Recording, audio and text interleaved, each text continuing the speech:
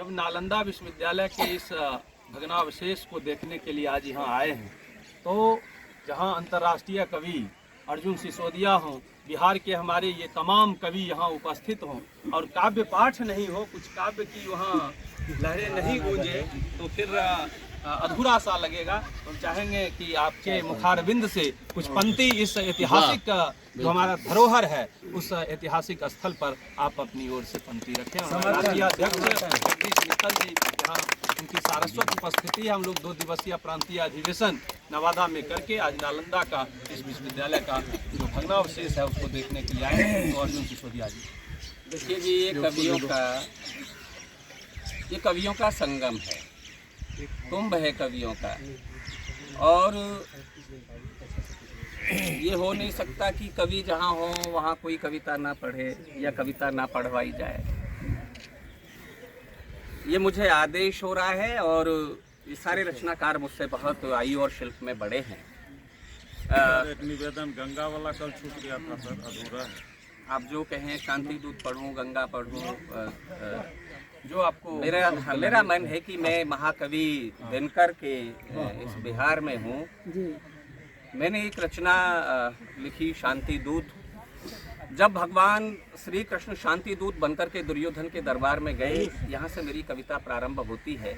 हम युद्धों के समर्थक नहीं रहे, भारत अहिंसा की बात करता है, भारत कभी तलवार खींच करके सरहदों के पार नहीं गया।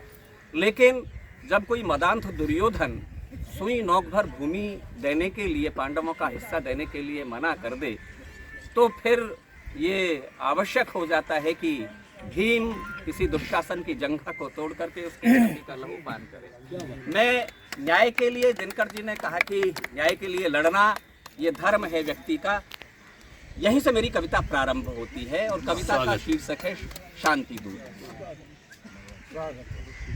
संधि का ले प्रस्ताव स्वयं केशव दुर्योधन द्वार गए, वो धर्मराज को धर्म सहित दिलवाने जब अधिकार गए, तो सोचा था नटवर ने मन में दुर्योधन को समझा लूंगा, मैं शांति दूत बन महायुद्ध की आशंकाएं टालूंगा।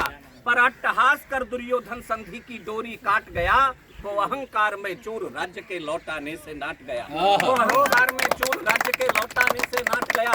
तो केशव बोले, आधा न सही तो केवल 5 गांव दे दो, या जो जितना जैसा चाहो तुम उनको धराधाम दे दो, जो दे दोगे स्वीकार वही आगे कुछ भार न डालूंगा, मैं 5 पांडु पुत्रों को जैसे बन पड़ा मना लूंगा, मैं 5 पांडु पुत्रों को जैसे बन पड़ा मना लूंगा। तो इतना सुनते ही दुर्योधन जलहीन मीन सा तड़प उठा, वह कड़क उठा, विद्युत जैसा घट की ज्वाला सा भड़क उठा। बोला, केशव ये राज्य कभी मांगे से नहीं मिला करते, जब तक ना आग धधकती हो पाषाण नहीं पिघला करते।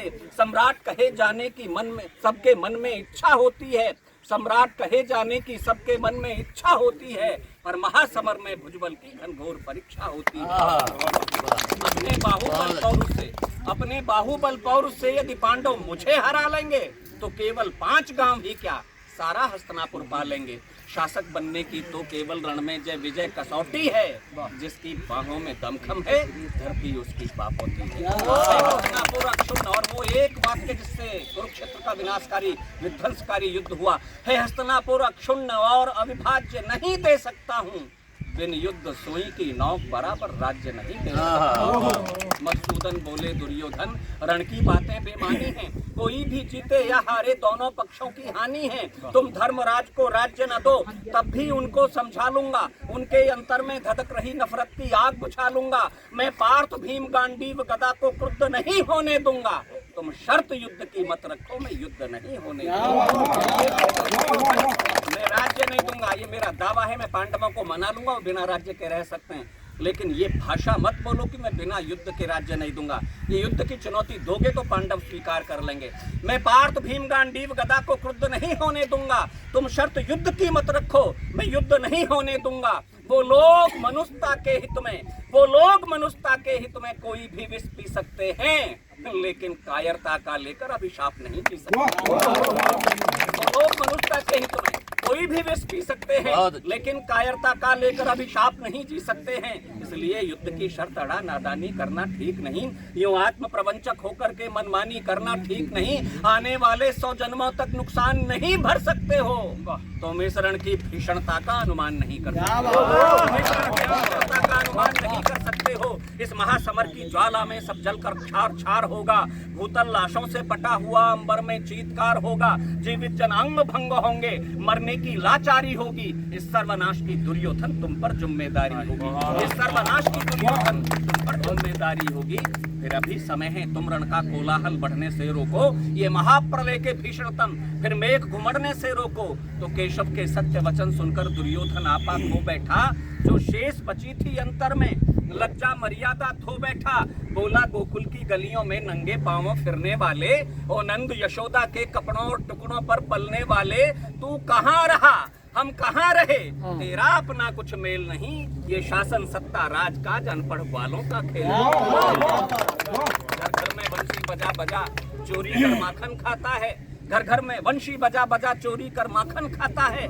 तू राजनीति के दाव पेच दुर्योधन को समझाता है, तू जा जा करके गाय चरा, चोरी का कारोबार बढ़ा, ये नीति और अनीति की बातें मत हमको और पढ़ा। तू यहाँ दूत बनकर आया, इससे कुछ नहीं कहा हमने, तेरे मिथ्या संभाषण को अब तक चुपचाप सहा हमने। आगे यदि एक शब्द बोला देना उपदेश छुड़ा देंगे, हम महाकाल के चरणों में खुद तेरा शीश चढ़ा देंगे।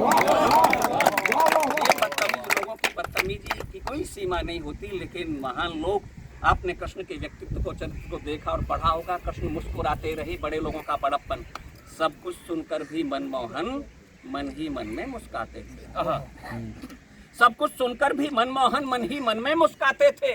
उनकी आंखों में अनहोनी घटना के दृश्य समाते थे। यूं तो उस जगह उपस्थित थे धृतराष्ट्र, भीष्म, कृप, द्रोण सभी। यूं तो उस जगह उपस्थित थे धृतराष्ट्र, भीष्म, कृप, द्रोण सभी, लेकिन थी बात अचंभे की, सब कुछ सुनकर थे मौन सभी। जाने कैसी मजबूरी थी, संभालना, जाने कैसी मजबूरी थी, जाने कैसी लाचारी थी, ये मौन महाभारत के पर भीषण रण की जाने कैसी लाचारी थी, ये मौन महाभारत के पर भीषण रण की तैयारी थी। दिनकर जी ने लिखा, समर शेष है नहीं पाप का भागी केवल व्याध, जो तटस्थ है समय लिखेगा उनका भी अपराध। जाने कैसी मजबूरी थी, यूं तो उस जगह उपस्थित थे धृतराष्ट्र, भीष्म, कृप, द्रोण सभी, लेकिन थी बात अचंभे की, सब कुछ सुनकर थे मौन सभी। जाने कैसी मजबूरी थी, जाने कैसी लाचारी थी, ये मौन महाभारत के पर भीषण रण की तैयारी थी। मधुसूदन बोले दुर्योधन, यदि रण ही न्याय कसौटी है तो सुन ले कुंती पुत्रों को रण की स्वीकार चुनौती है। तेरे लोहू की धारा से लथपथ होना सिंहासन है, अब कुरुक्षेत्र की धरती पर रणचंडी का आवाहन है। जो बात समझ में ना आई पांडव तुझको समझा देंगे, वो तेरा वक्ष फाड़ करके श्वानों का पांडव तुझको समझा देंगे, वो तेरा वक्ष चीर करके श्वानों का भुज्य बना देंगे। परिजन पुरजन कौरव दल के पल में यम के द्वारे होंगे, इस हस्तिनापुर की धरती पर शोणित के फव्वारे होंगे। जिनके भुजदंड फड़कते हो सबके सब शीघ्र चले आना, जिनके दम पर दम भरते हो उनको भी साथ लिए आना, वो भी चख लेंगे भीम गदा का। जिनके दम पर दम भरते हो उनको भी साथ लिए आना, वो भी चख लेंगे भीम गदा का। स्वाद जो मन में ऐठे हैं, अर्जुन के विष से बुझे बाण वर्षों से व्याकुल बैठे, वो भी चख लेंगे भीम गदा का। स्वाद जो मन में ऐठे हैं, अर्जुन के विष से बुझे बाण वर्षों से व्याकुल बैठे हैं। इतना सुनते कौरव सारे टिड्डी दल जैसे छूट पड़े, अर्ची भाले लेकर कृपाण वे मधुसूदन पर टूट पड़े। धृतराष्ट्र पुत्र दंभी बोला, लो बांध से जंजीरों में। उस सभा भवन में मची हुई थी हलचल सब रणधीरों में। नटवर नागर क्षण भर में ही क्या करना है ये जान गए, वो दुशासन दुर्योधन की खोटी नीयत पहचान गए। उन मूढ़ जुगनुओं के आगे उगना दिनमान जरूरी था, कौरव दल की करतूतों में देना व्यवधान। शायद हस्तिनापुर के उस राजगृह में, उस सभागार में ऐसा ही दृश्य उपस्थित हुआ होगा जो नालंदा में मैं एक शब्द चित्र खड़ा करता हूँ। तो वो तेरा वक्ष चीर करके श्वानों का भोज्य बना देंगे। परिजन पुरजन कौरव दल के पल में यम के द्वारे होंगे, इस हस्तिनापुर की धरती पर शोणित के फव्वारे होंगे। जिनके भुजदंड फड़कते हो सबके सब शीघ्र चले आना, जिनके दम पर दम भरते हो उनको भी साथ लिए आना, वो भी चख लेंगे भीम गदा का। स्वाद जो मन में ऐठे हैं, अर्जुन के विष से बुझे बाण वर्षों से व्याकुल बैठे हैं। तो इतना सुनते कौरव सारे टिड्डी दल जैसे छूट पड़े, बर्छी भाले लेकर कृपाण वे मधुसूदन पर टूट पड़े। धृतराष्ट्र पुत्र दंभी बोला, लो बांध इसे जंजीरों में। उस सभा भवन में मची हुई थी हलचल सवरण धीरों में। नटवर नागर क्षण भर में ही क्या करना है ये जान गए। वो दुशासन दुर्योधन की खोटी नीयत पहचान गए। उन मूढ़ जुगनुओं के आगे उगना दिनमान जरूरी था। कौरव दल की करतूतों में देना व्यवधान जरूरी था। डोली दिग्गज कांपे, उन्नत ललाट सबने देखा। वह रूप यशोदा नंदन का होता विराट सबने देखा। तब शंख गदा और पद्म चक्र से चारों हाथ सुशोभित थे। दुर्जन आहत आशंकित थे, सज्जन अंतर्मन मोहित थे। वह चतुर्भुजी आभा असीम धरती अंबर आच्छादित थे। करबद्ध खड़े कृप भीष्म द्रोण मन ही मन में आह्लादित थे। कुछ बदन सुमन मुरझाए से, कुछ के मन सुमन विकसते थे।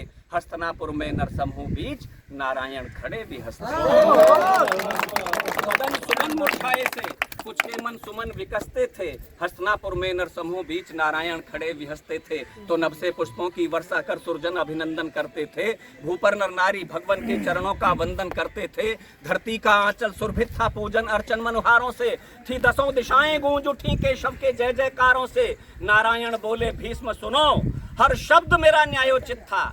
जो काम किया दुर्योधन ने, ये काम नहीं वीरोचित था। इसलिए उपस्थित विज्ञजनों, मैं तुमसे कहकर जाता हूँ, जो समझ न पाया दुर्योधन वो सार तुम्हें समझाता हूँ। अनुचित करनी पर मौन रहे, अनुचित करनी पर मौन रहे। सबके सब दागी होते हैं, करते अन्याय समर्थन जो अपयश के भागी। सबके सब दागी होते हैं, करते अन्याय समर्थन जो अपयश के भागी होते हैं। ये युद्ध भयावह दृश्यों को इस भूतल पर आमंत्रण है।